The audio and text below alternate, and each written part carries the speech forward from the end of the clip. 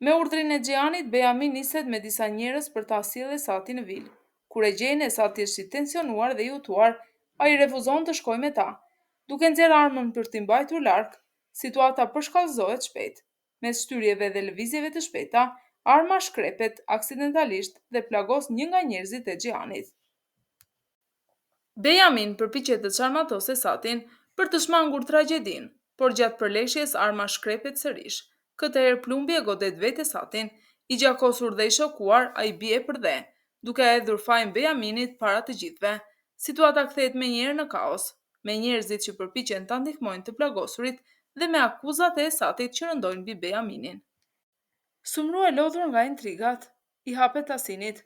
Ajo i tregon e vendosur se dëshiron që të ecë përpara në jetë me forcat e saj, pa mbështetur tek askush. Tasini prekur nga fjalët e saj, i kap duart me kujdes dhe i përgjigjet, i thot se nuk e sheh si të dobët, përkundrazi, e admiron për forcën që ka treguar deri më tani. Por përveç kësaj ai dëshiron ta ketë pranë jo thjesht si aleate, por si grua, si pjesë e pandashme e jetës së tij. Ai rrëfen se edhe ai ka nevojë për mbështetje dhe ngrohtësinë e saj, jo vetëm për ta përballuar botën, por edhe për të ndërtuar një të ardhme ndryshe. E prekur nga sinqeriteti i tij, Sumru nuk i jep një përgjigje të prerë për ndjenjat, por i bën një kërkesë konkrete. I thot se dëshiron që ai ta shoqërojë në seancën gjyqësore të divorcit. Për të kjo është një provë e vërtetë, jo vetëm për praninë e Tasinit, por edhe për seriozitetin e premtimeve të tij. Xhian, i vendosur dhe pas një mëdyshje, i jep urdhër Xhananit që të mbledhë të gjitha rrobat e Esatit dhe t'i vendos pranë derës kryesore. Ky gest i ftohtë dhe i prerë është një sinjal i qartë. Esati tashmë është i përjashtuar nga vila dhe nuk ka më vend aty. Esma, duke dëgjuar urdhrin e Xhianit, i dërgon menjëherë një mesazh Esatit për ta njoftuar për vendimin e tij. Nga ana tjetër, një ajet i habitur nga pamja i drejtohet Xhananit dhe e pyet për arsyen. Xhanani shpjegon shkurt situatën, duke theksuar urdhrin e prerë të Xhianit. E shqetësuar një ajeti, nuk humbet kohë dhe njofton menjëherë Sametin për atë që po ndodh. Por Sameti, me gjak ftohtësi dhe një buzëqeshje të fshehtë, e qetëson duke i dhënë se veprimi i Xhianit është thjesht një mënyrë për ta trembur Esatin dhe për t'i treguar vendin jo për përjashtimi i përhershëm. Bejamin sjell Esatin në vilë, por sapo hyn brenda, tensioni shpërthen. Esati mbushur me mllef nis ta akuzoj Xhianin se po e torturon pa arsye dhe se gjithçka lidhet vetëm me Melekun. Fjalët e tij shndrohen shpejt në ofendime ndaj Melekut, duke ndezur edhe më shumë situatën. I tërbuar, Xhian ngre armën dhe e drejton drejt tij, duke e paralajmëruar të flasë me respekt për gruan që ai dashuron, e cila në fakt është edhe motra e Esatit. Me zë të prerë Xhiani e shpall vendimin e tij, për shkak të veprimeve të turpshme, ai e mohon të ketë një vëllas si Esati. Duke mos parë tjetër zgjidhje, Xhian urdhëron që Esati të dorëzohet menjëherë në polici dhe të vuajë dënimin që i takon për plagosjen e njeriu të tyre. Por para se vendimi të zbatohet, Sameti ndërhyn fuqishëm. Ai e kundërshton hapur Xhianin, duke deklaruar se nuk do të lejojë asnjëherë që Esati të dëbohet nga vila dhe as të dorëzohet tek autoritetet.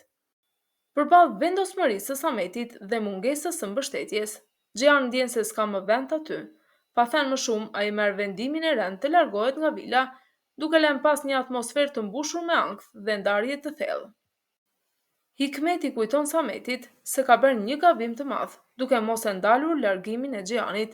Ajo e paralajmëron se prania e Esatit në vilë do ta paguajnë shtrenjtë, pasi ai do të sjellë vetëm telashe dhe trazira.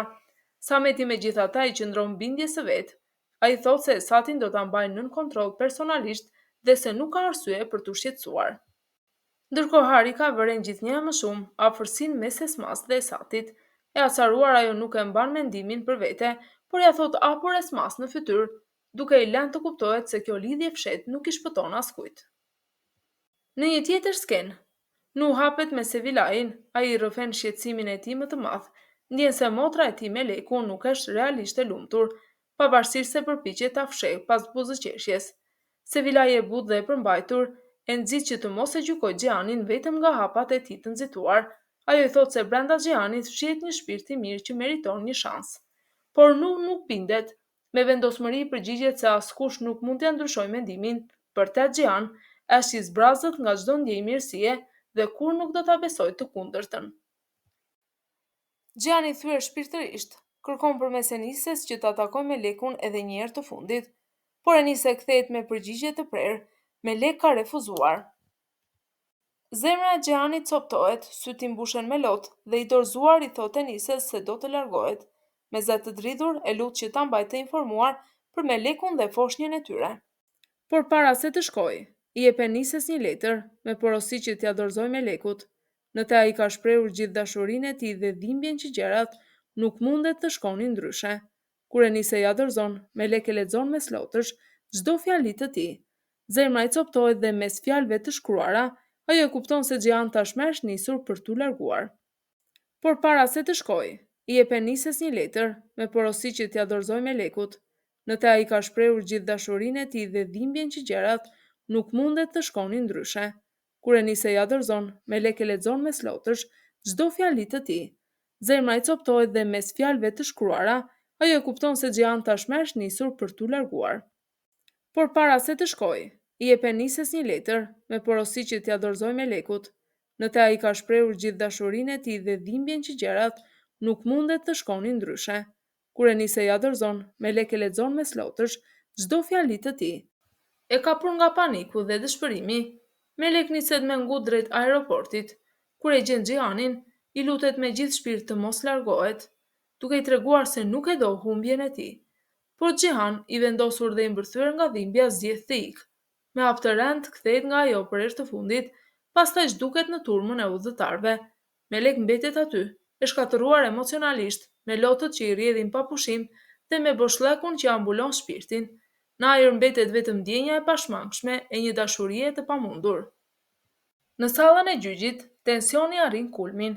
Samet në një kthes të papritur deklaron se nuk dëshiron të divorcohet nga Sumru. Ai nis të shtiret me lota e fjalë të mëdha para trupit gjykues, duke i kërkuar Sumrus një shans tjetër për të qenë bashkë si familje lumtur. Por Sumru, e lodhur nga gjithçka që ka kaluar, nuk lëkundet. Me vendosmëri bën me dije gjykatës se kërkon vazhdimin e procesit dhe divorcin e pashmangshëm. Kur Sameti nis të kthehet nga fjalët e ëmbla te kërcënimet e tij të njohura, Tasi ndryn pa hezitim, e kap dhe e largon menjëherë, duke e vendosur mes tij dhe Sumrus për ta mbajtur nga presioni i burrit. Ndërkohë diku tjetër, Melek është e thyer nga ngjarjet e fundit, duke menduar se Xhehan nuk e kishte dëgjuar në aeroport. Ajo i dërgon një mesazh ku hap zemrën, i shkruan se e do shumë, por nuk arriti ta ndalë dot. Një rrëfim i shkurtër, i dhimbshëm që tregon plagën e hapur mes tyre. Kështu përfundoi dhe episodi i sotëm. Xhehan largohet duke lënë pas një Melek të shkatëruar, e sa i mohuar nga Xhehan, por i mbrojtur nga Sameti. Në gjyq Sumru i thot jo lotëve të rreme të Sametit dhe zgjedh lirinë. Dashuri, urrëtie dhe tradhti. Çdo gjë në prag të shpërthimit. Çfarë do të ndodhë më pas? Mos harroni të na bëni një subscribe, like dhe të na komentoni.